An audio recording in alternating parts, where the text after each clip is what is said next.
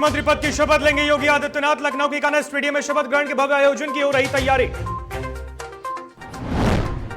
सदन में बीजेपी सरकार को घेरने की विपक्ष की बन रही रणनीति। अब सपा सुप्रीमो संभालेंगे नेता प्रतिपक्ष का पद। बीजेपी सरकार पर बोलेंगे हमला। प्रतापगढ़ में राजा भैया के करीबी अक्षय प्रताप सिंह को 7 साल की सजा। फर्जी पते पर हथियार लाइसेंस लेने के हैं दोषी।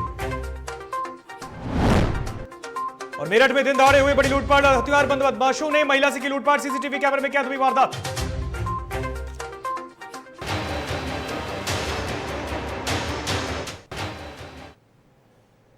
नमस्कार, आप देख रहे हैं डीटीवी भारत का ये उत्तर प्रदेश बुलेटिन और मैं हूं आपके साथ ऋतिक सुमन। खबरें विस्तार से। उत्तर प्रदेश विधानसभा चुनाव में भारतीय जनता पार्टी की ऐतिहासिक जीत के बाद अब शपथ ग्रहण समारोह को भी ऐतिहासिक बनाने की तैयारियां तेज रूप से चल रही हैं, जो लगभग अब अपने आखिरी पड़ाव पर है। ऐसे में 25 मार्च को होने वाले शपथ ग्रहण समारोह को लेकर शहीद पथ स्थित इकाना स्टेडियम में दूसरे शपथ ग्रहण समारोह को भव्य बनाने की पूरी तैयारी है। इस वक्त जो आप तस्वीर देख रहे हैं अपने टीवी स्क्रीन पर, लखनऊ के यह इकाना स्टेडियम है, जहां पर योगी आदित्यनाथ दूसरी बार मुख्यमंत्री के पद और गोपनीयता की शपथ लेंगे। यह वो इकाना स्टेडियम है जो कि गवाह बनने वाला है 25 मार्च को, जहां पर योगी 2.0 के शपथ ग्रहण समारोह की भव्य तैयारियां की गई है। जानकारी के मुताबिक कार्यक्रम में प्रधानमंत्री नरेंद्र मोदी समेत बीजेपी के तमाम दिग्गजों को बुलाया गया है, वो वहां पर मौजूद होंगे। इसकी जानकारी ली है लखनऊ से सहयोगी रवि श्रीवास्तव ने। स्टेडियम में योगी आदित्यनाथ की दोबारा शपथ ग्रहण पर लगभग पूरी तैयारी हो चुकी है। हम इस वक्त राजधानी लखनऊ के कान्हा स्टेडियम में आपको दिखाना चाहेंगे किस तरह से कड़े इंतजाम किए गए हैं। तमाम अधिकारी मॉनिटरिंग कर रहे हैं। वहीं 25 मार्च को योगी आदित्यनाथ यहाँ पे शपथ ग्रहण करेंगे। हम अपने कैमरा पर्सन कहेंगे वो दिखाएंगे। कान्हा स्टेडियम है, यहाँ पे योगी आदित्यनाथ 25 मार्च को शपथ ग्रहण करेंगे, दोबारा सीएम बनने का शपथ लेंगे। और वहीं अतिथियों की अगर बात करें तो देश के प्रधानमंत्री नरेंद्र मोदी खुद स्वयं रहेंगे, जेपी नड्डा रहेंगे, गृह मंत्री अमित शाह रहेंगे, रक्षा मंत्री राजनाथ सिंह भी रहेंगे, तमाम जो है अतिथि रहेंगे। और आपको बता दें कि इस बार की जो शपथ ग्रहण है वो ऐतिहासिक होने वाली है। और सुरक्षा व्यवस्था की बात करें तो पुलिस विभाग से लेकर अन्य एजेंसियों को भी लगाया गया। इस बार कान्हा स्टेडियम में ड्रोन कैमरे से नजर रखी जाएगी। हालांकि निगरानी अभी भी बरकरार है। ये कान्हा स्टेडियम है, यहाँ पे 25 मार्च को जो घड़ी होना है उस घड़ी का इंतजार किया जा रहा था, वो घड़ी अब आ रही है। 25 मार्च को योगी आदित्यनाथ शपथ ग्रहण करेंगे। इस शपथ ग्रहण में जो वादे किए गए हैं उन वादों को किस तरह से उत्तर प्रदेश की सरकार देखती है, भारतीय जनता पार्टी किस नज़र से देखेगी और किस तरह से काम करेगी। हालांकि ये शपथ लिया जाएगा, यहाँ पे योगी आदित्यनाथ शपथ लेंगे। तमाम जो है अतिथि यहाँ रहेंगे। कान्हा स्टेडियम में लगभग 3 से लेकर 4 हेलीपैड बनाए गए हैं। वहीं अगर बात करें तो योगी आदित्यनाथ जो है यहाँ पे शपथ लेंगे और उसके बाद जो है हालांकि लोक भवन और विधानसभा भी पहुँचेंगे। तो तमाम जो इंतजाम किए गए हैं कान्हा स्टेडियम में, लगातार जो है अधिकारी मॉनिटरिंग कर रहे हैं, चाहे वो डीएम हो, चाहे वो शासन हो, प्रशासन, सभी लोग यहाँ पे मुस्तैद हैं। 1000 लोगों की इसमें इस बार जो है शपथ ग्रहण में लोग शामिल होंगे। वहीं कई 37 राज्यों से भी मुख्यमंत्री आएंगे। कई राज्यों से जो है मुख्यमंत्री भी यहाँ शामिल होंगे और यहाँ आएंगे। कान्हा स्टेडियम में जो है योगी आदित्यनाथ की शपथ ग्रहण के शामिल के जो योजनाएं दी गई हैं उस योजनाओं को किस तरह से भारतीय जनता पार्टी इस बार जो वादे किए हैं उस वादों को किस तरह से देखेगी। कैमरा पर्सन उत्तम के साथ मैं Ravi Shrivastava, news one DTV Bharat, Lucknow. Kanha stadium. चलिए उत्तर प्रदेश की अन्य खबरों से आपको वाकिफ कराएंगे, लेकिन इस वक्त एक पड़ोसी राज्य बिहार से एक बड़ी खबर आ रही है। राजधानी पटना लेकर सीधा चलेंगे, जहां पर हमारे सहयोगी निषेध वीआईपी सुप्रीमो मुकेश सहनी के आवास के बाहर से हमसे लाइव जुड़े हुए हैं। उम्मीदवार बोचहा विधानसभा सीट से उतारा तो उनके विधायक, जो तीनों विधायक हैं, वो उनकी पार्टी को छोड़ देंगे। और अब वो खबर आई है बिहार की सियासत से जुड़ी सबसे बड़ी खबर कि मुकेश सहनी के तीनों विधायकों ने उनकी पार्टी को अब छोड़ दिया है और बीजेपी का कमल उन्होंने पकड़ लिया है। बिहार की सियासत से सबसे बड़ी खबर है। लगातार मुकेश सहनी को झटके मिल रहे थे। इससे पहले उत्तर प्रदेश चुनाव में भी मुकेश सहनी ने बीजेपी के खिलाफ में चुनावी अभियान छेड़ा, बीजेपी के खिलाफ में चुनाव लड़े और उसके बाद बिहार में एमएलसी चुनाव में गठबंधन में मुकेश सहनी को जगह नहीं मिलती है, उनको बाहर कर दिया जाता है। और अब बोचहा विधानसभा सीट पे जब उन्होंने अपने जो उम्मीदवार हैं उनका नॉमिनेशन आज ही करवाया है और आज ही शाम में विधानसभा में उनकी पार्टी के तीनों विधायकों ने जाके उनकी पार्टी को छोड़ दिया और बीजेपी का दामन थाम लिया है। के समर्थन में लगातार बयान भी दे रहे थे और उन्हीं की पृष्ठभूमि से भी आते थे। उससे जो बैकग्राउंड था तीनों ही विधायकों का बीजेपी से था और लगातार वो इस बात को कह रहे थे कि मुकेश सहनी अगर बैक नहीं होते हैं तो वीआईपी से तीनों विधायक अपने सारे रिश्ते नाते तोड़ लेंगे। और अब वो स्थिति आ गई है। अब मुकेश सहनी के तीनों विधायकों ने उनका साथ छोड़ दिया है और बीजेपी का दामन थाम लिया है। मुकेश सहनी के आवास की ये एक्सक्लूसिव तस्वीरें आप देख रहे हैं। मुकेश सहनी अंदर ही हैं, कुछ बातचीत करते हैं पत्रकारों से, तो वो अपडेट भी डीटीवी भारत आपको पहुंचाएगा। लेकिन ये एक्सक्लूसिव तस्वीरें इस वक्त मुकेश सहनी के सरकारी आवास की, जहां पे पूरी तरीके से सन्नाटा पसरा हुआ है।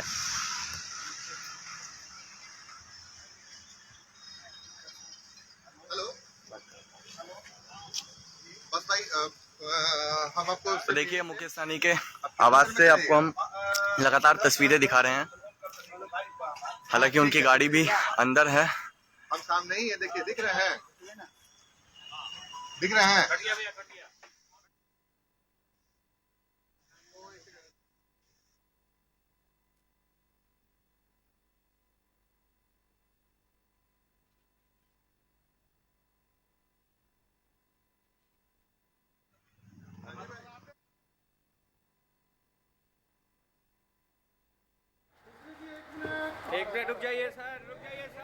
तो आपको लगातार वो तस्वीरें हम दिखा रहे थे आपको।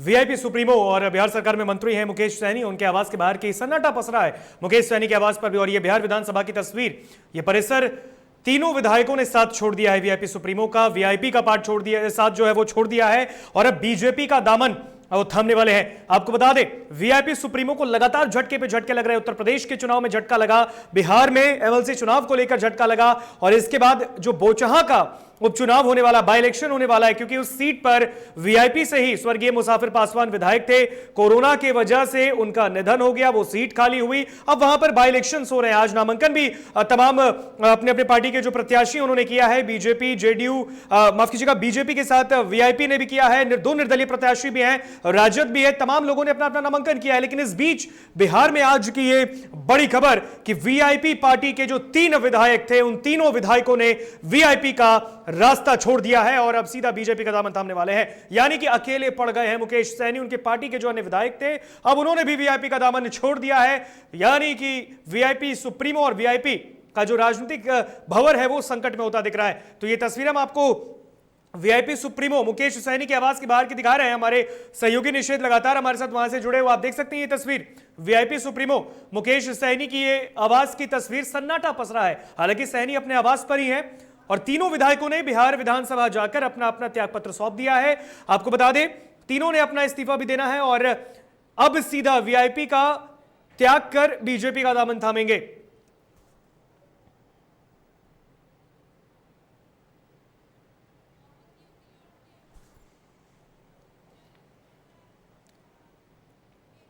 तो बिहार में वीआईपी सुप्रीमो मुकेश सहनी को बड़ा झटका लग गया है। तीनों विधायकों ने अब उनका साथ छोड़ दिया। चलिए अब रुक करेंगे उत्तर प्रदेश के अन्य खबरों पर। समाजवादी पार्टी के राष्ट्रीय अध्यक्ष अखिलेश यादव ने आजमगढ़ संसदीय सीट से अपना त्यागपत्र दे दिया है। अब उत्तर प्रदेश विधानसभा में भारतीय जनता पार्टी के खिलाफ वे संघर्ष करेंगे। सदन से लेकर सड़क तक अखिलेश यादव सरकार की जन विरोधी नीतियों और जनहित के मुद्दों पर मोर्चा संभालेंगे। सदन में रहकर अपनी आगे की रणनीति और सरकार गिरने का वे काम करेंगे। खुद नेता प्रतिपक्ष बनकर मजबूत विपक्ष की भूमिका का अखिलेश निर्वहन करने वाले हैं। तो वहीं आजम खान को उपनेता बनाने की भी चर्चाएं हैं। दरअसल सपा सुप्रीमो अखिलेश यादव उत्तर प्रदेश की सियासत में सक्रियता के साथ ही विधानसभा सदन में मौजूद रहकर जनहित के मुद्दों पर सरकार को घेरना चाहते हैं। अखिलेश यादव सदन में रहकर एक तरफ जहां सरकार को घेरने का काम करेंगे, तो जनता की नब्ज टटोलते हुए समाजवादी पार्टी को, संगठन को मजबूत करने का भी वे काम करेंगे। प्रदेश की राजनीति में सक्रिय होकर वो 2024 के लोकसभा चुनाव में अपनी सियासी जमीन सींचने का काम करेंगे और इससे कार्यकर्ताओं में भी उत्साह रहेगा, क्योंकि वो लगातार उत्तर प्रदेश की पॉलिटिक्स में सक्रिय रहेंगे।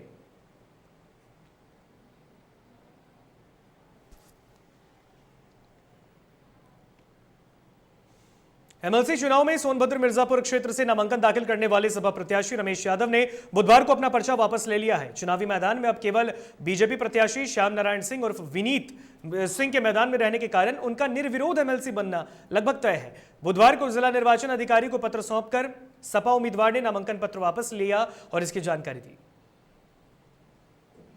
के नाम निर्वाचित हो गए, नाम वापसी हुई है। सपा प्रत्याशी जो है कि 2 ही लोग हम लोग लड़ रहे थे। सपा प्रत्याशी अपनी स्वेच्छा से, इच्छा से अपना नाम वापस लिए। ये प्रत्याशी से पीसी कर लीजिए, अपने आप बताएंगे कैसे लिया गया है।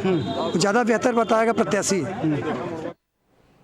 उत्तर प्रदेश के कुंडा विधानसभा सीट से विधायक रघुराज प्रताप सिंह और राजा भैया के करीबी और निवर्तमान एमएलसी अक्षय प्रताप सिंह को फर्जी पते से लाइसेंस लेने के मामले में 15 मार्च को कोर्ट द्वारा दोषी करार दिए जाने के बाद बुधवार को 7 साल की जेल की सजा सुनाई गई है। साथ ही 10,000 रुपए का जुर्माना भी लगाया गया है। आपको बता दें कि 6 सितंबर 1997 को अक्षय प्रताप सिंह के खिलाफ फर्जी पते पर हथियार का लाइसेंस लेने का मामला दर्ज हुआ और इस मामले में सुनवाई करते हुए स्पेशल कोर्ट ने पुलिस कस्टडी में लेने का आदेश दिया। बता दें कि एमएलसी चुनाव के लिए गोपाल जी ने जनसत्ता दल लोकतांत्रिक पार्टी से एमएलसी का पर्चा भरा है।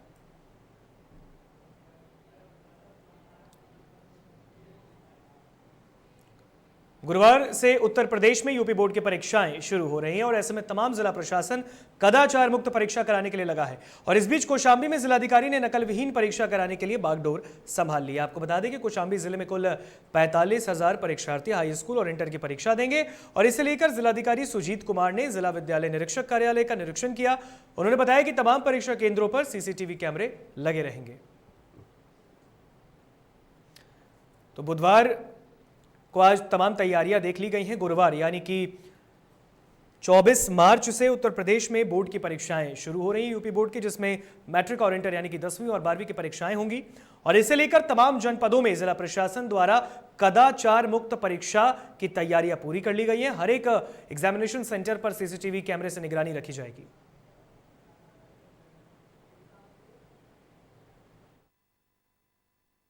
हमारे 80 सेंटर बने हैं और हमारे जनपद में तकरीबन 42,500 छात्र जो हैं बोर्ड की एग्ज़ाम्स देंगे।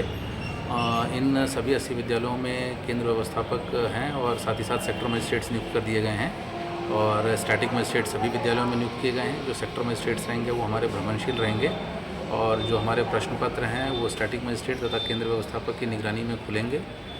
जो पहले 3 दिन के एग्ज़ाम्स के हैं उनके प्रश्न पत्र ऑलरेडी सेंटर्स पे भेजे जा चुके हैं। कुल मिला के हमारे 80 सेंटर बने हैं। और सहारनपुर के सियाराम इंटर कॉलेज में छात्रों ने बोर्ड परीक्षा को लेकर एडमिट कार्ड न देने का आरोप लगाया था, जहां प्रधानाध्यापक का वीडियो भी वायरल हुआ था, जिसके बाद तमाम छात्रों का एडमिट कार्ड जारी कर दिया गया है। छात्रों ने अपनी समस्या को लेकर जिला विद्यालय निरीक्षक को शिकायत पत्र भी सौंपा। इसके कारण निवारण का आश्वासन भी उन्होंने दिया था।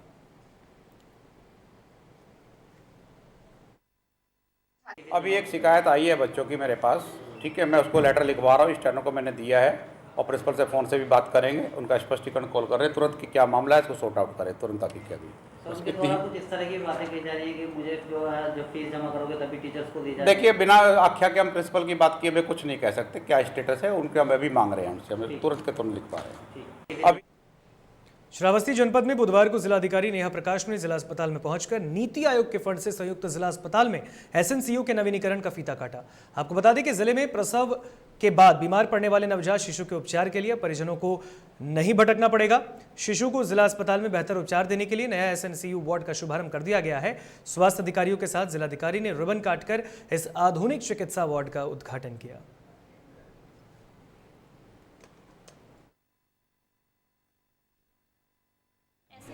वार्ड का एक्सटेंशन किया गया है यहाँ जिला चिकित्सालय श्रावस्ती भूतरा में और इसी का आज यहाँ पर उद्घाटन हुआ है। इसको नीति आयोग के फंड से किया गया है और जो नया एसएनसीयू का वार्ड है, एक्सटेंडेड वार्ड, इसमें ऑक्सीजन की पूरी पाइपलाइन की व्यवस्था है और जो लेटेस्ट मशीन्स है वो यहाँ पर अवेलेबल है, फोटोथेरेपी युक्त मशीनें हैं।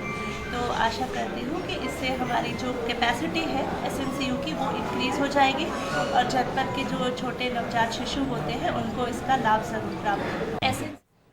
बदायूं के बिलसी तहसील क्षेत्र के कितौरा गांव का एक दिव्यांग राशन लेने के लिए दर-दर भटक रहा है। आपको बता दें, राज्य सरकार और केंद्र सरकार की तरफ से भले ही दिव्यांगों के लिए कई तरीके की योजनाएं चल रही हों, लेकिन उत्तर प्रदेश के बदायूं में योजना धरातल से थोड़ी कोसों दूर है, लेकिन ये योजनाएं धरातल पर नहीं पहुंच पा रही। दिव्यांग युवक मुन्ना लाल ने बताया कि वह लगातार 4-5 दिनों से कोटेदार के यहां आ रहा है, लेकिन कोटेदार राशन देने से साफ इनकार कर देता है। इस संबंध में पूर्ति अधिकारी बिलसी से बात की है तो उन्होंने बताया कि मामले की जांच कर कार्रवाई की जाएगी। लेने गए संडे को, तो उन्होंने बोला था कि कल दोपहर को आना। तो फिर हम आज पहुँचे तो कल आए कि तुम्हारा आया नहीं, कटवा दिया गया। वो आया नहीं, वो 19 जनों को आया, 19 जनों में 14 को आया, 5 का नहीं आया। ये क्या समस्या कोर्ट है, मना कर देता हूँ। हम 3-4 बार राशन लेने गए हैं, कल भी गए तो उसमें फटका दे और आज गए तो फटका दे और हमें बनता फटका के भजा देते हैं। और हमारे जो समझ सब हमारा राशन कार्ड भी तैयार है और सब हमारे तैयार है और सब में हमारा नाम है, वहाँ में लिस्ट में नाम है, और लेकिन ये राशन देता नहीं, जो कहता है कि तुम्हारा आया नहीं। खबरों के सफर में यहाँ पर रुकेंगे एक छोटे से ब्रेक के लिए, कहीं मत जाइएगा, खबरें आगे और भी हैं।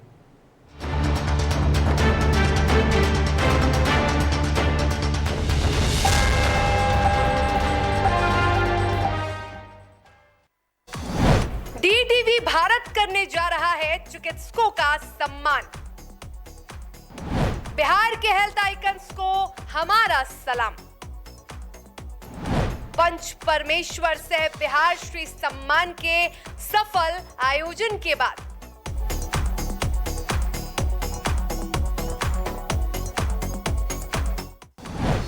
जल्द आ रहा है health icons of Bihar. Health icons of Bihar में पार्टिसिपेट करने के लिए संपर्क करें विशाल कुमार और पूनम कुमारी को।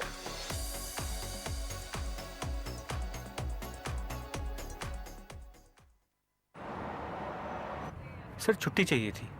क्यों? गांव के सारे घर कच्चे थे, बाढ़ में ढह गए, मेरा भी। Good morning sir. देखिए, बुनियाद भी पक्की, आपका नया घर भी पक्का, सालों साल चलेगा सर। ठीक है, ले लो छुट्टी।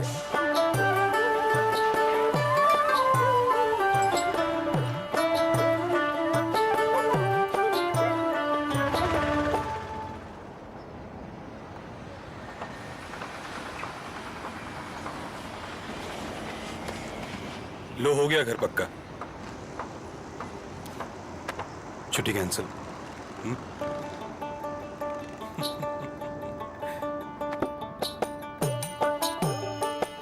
सच्ची खुशी वही होती है जिसकी बुनियाद दूसरों की खुशी में हो। कोणार्क, खुशियों की बुनियाद।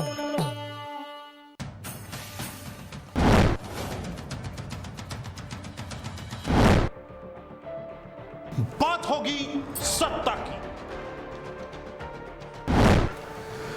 बात करेंगे व्यवस्था की। वादे नारे कहां गुम हो गए जनाब? किसान, मजदूर, नौजवान सब हैं परेशान। बेरोजगारी, पलायन आज भी है बरकरार। कहां तो तय था सड़क से लेकर संसद तक उठाएंगे आवाज, लेकिन अब ना हो परेशान, क्योंकि डीटीवी उठाएगा आपकी आवाज।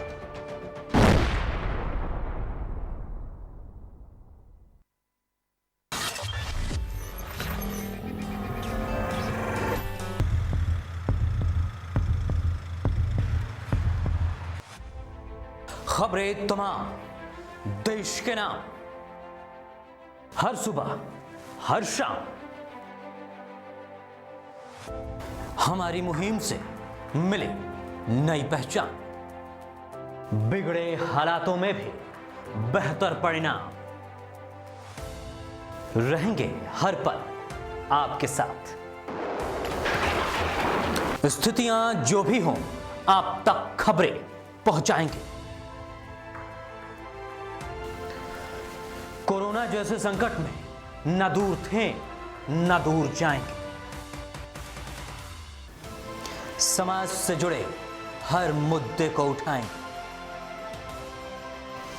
अगर होगा गलत तो मुहिम चलाकर विरोध भी जताएंगे।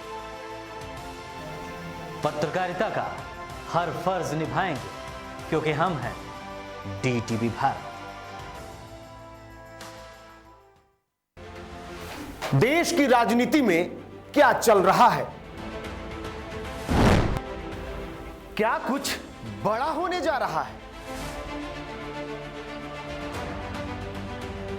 क्या राजनीतिक खिचड़ी पक रही? क्या सियासी गलियारों में गर्माहट बढ़ रही? आपके उलझे सवालों को हम समझाएंगे।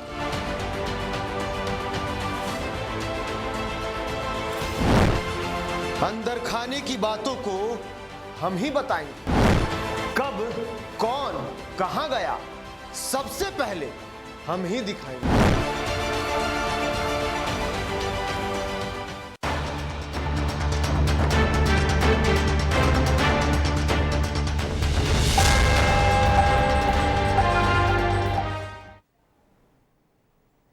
ब्रेक के बाद एक बार फिर स्वागत आप सभी का डीटीवी भारत में। बढ़ते हैं खबरों के सफर में आगे।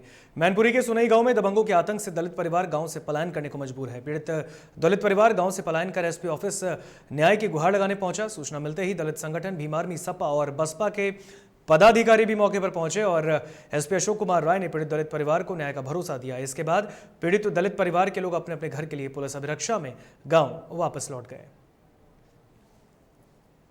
क्या मामला है?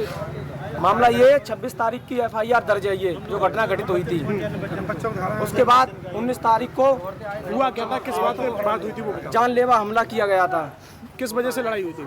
वजह यह थी कि सर वो जबरदस्ती काम के लिए बोला था और जान से मारने की नीयत से आए थे। तमंचे से फायर किया था, धारदार हथियार। सोनई गांव में पिछले 26 फरवरी को मारपीट हुई थी। मारपीट का सिंपल मामला था, कुछ धानुक जात के लोगों को वहाँ के लोकल ठाकुर के साथ विवाद था और उसमें फिर वो मारपीट हुई थी। उसमें अभियोग दर्ज है और उसमें सीओ कुरावली जो इसकी जांच कर रहे हैं और उम्मीद है कि 2 दिन के अंदर में इसमें चार्जशीट लग जाएगी। बिजनौर में अवैध संबंध को लेकर फतेहपुर गांव में शख्स को उसके ही भांजे ने गोली मार दी तो अस्पताल में इलाज के दौरान उस शख्स की मौत हो गई। पुलिस ने हत्या का मुकदमा दर्ज कर आरोपियों को गिरफ्तार करने में सफलता हासिल की है। बता दें कि सतपाल को उसी के भांजे सुरेंद्र ने 7 मार्च को गोली मारी थी। बताया जा रहा है कि जिस महिला के साथ आरोपी के संबंध थे उसी महिला के साथ मामा सतपाल कई महीनों से बातचीत कर रहा था। कई बार मना करने के बावजूद भी जब वो नहीं माना तो भांजे ने अपने साथी नीरज के साथ मिलकर गोली मारकर उसे मौत के घाट उतार दिया।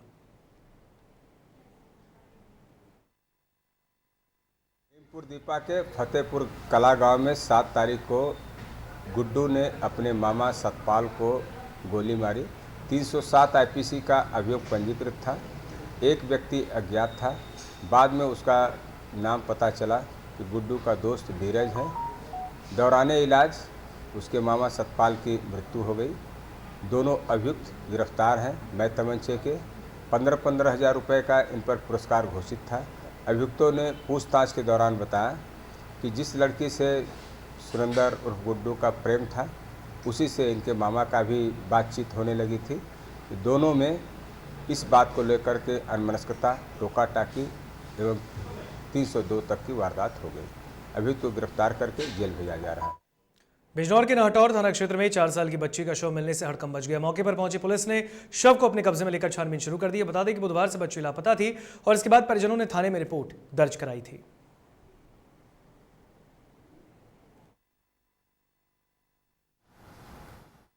और में 4 वर्ष की बालिका कल प्रातः गायब हुई थी। 11 बजे तक देखी गई थी, खेल रही थी बच्चों के साथ। तो उनके परिजनों ने थाना नाहटौर पर एक मुकदमा कायम करा 363 आईपीसी का। पुलिस ने कल भी छानबीन किया, जांच पड़ताल किया। आज भी उसको ढूंढने का काम शुरू हुआ तो गन्ने के खेत में मरी अवस्था में उसकी बॉडी मिली है।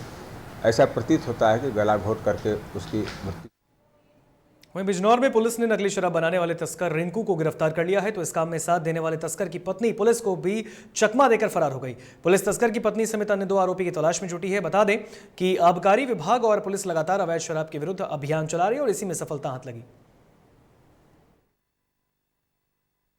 नूरपुर में कस्बे में ही कबीर नगर मोहल्ले में एक व्यक्ति पकड़ा गया, रिंकू शर्मा नाम से, जो अपने घर में ही अपनी पत्नी लक्ष्मी के साथ नकली शराब बनाना और ब्रांडेड शराब का उसमें अमली जामा देना, इसमें करीब 22,000 साढ़े 22,000 से ज़्यादा ढक्कन जिसमें सर सादी लाल डिस्टिलरी के, मेक डबल ब्रांड के, इंपीरियल ब्लू के, रॉयल स्टॉक के एवं QR कोड के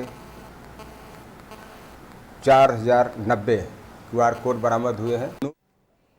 मेरठ के नौचंदी थाना क्षेत्र में हथियारबंद बदमाशों ने महिला से दिन दहाड़े लूट की घटना को अंजाम दिया। बता दें कि पूरी घटना सीसीटीवी में कैद हो गई। इसमें बदमाश तमंचे के बल पर चेन लूटते नजर आ रहे हैं। तो घटना के बाद पुलिस मामले की जांच में जुटी है।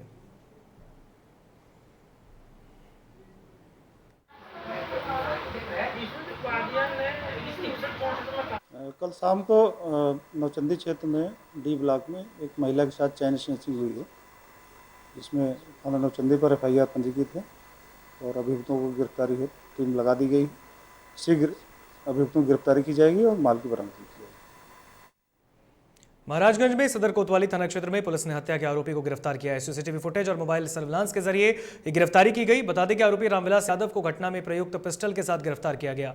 आरोपी ने पिछले 21 मार्च को अपने दोस्त गौरव जायसवाल की गोली मारकर हत्या की थी, जिसके बाद से वो फरार चल रहा था और पुलिस ने अब कार्रवाई कर उसे गिरफ्तार कर लिया है।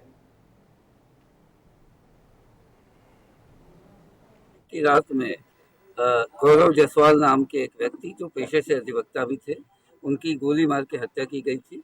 थाना कोतवाली में इसका अभियोग पंजीकृत किया गया था।